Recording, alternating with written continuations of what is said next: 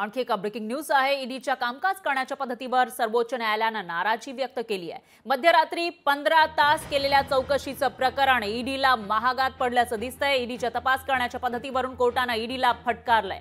हरियाणातले काँग्रेसचे माजी आमदार सुरेंद्र पवार यांना ईडीने रात्री 1:30 वाजता चौकशीसाठी बोलावलं होतं, त्यावरून कोर्टाने त्यांना फटकारलेलं आहे। तर ईडीची काम करण्याची पद्धत आपण बघितली तर बऱ्याचशा वेळेला बरेचसे तास ही चौकशी चालत असते आणि हरियाणामध्ये सुद्धा असंच एक प्रकरण समोर आलेलं होतं। या ठिकाणी काँग्रेसचे एक आमदार आहेत, त्यांना ईडीने मध्यरात्री 1:30 वाजता बोलावलेलं होतं चौकशीसाठी आणि अनेक तास त्यांची चौकशी केल्याची माहिती समोर आलेली आहे। त्यांच्या या कामकाजाच्या पद्धतीवरून आता न्यायालयाने ईडीला फटकारलेला आहे। तर ईडीच्या कामकाज करण्याच्या पद्धतीवर सर्वोच्च न्यायालयाने नाराजी व्यक्त केली आहे।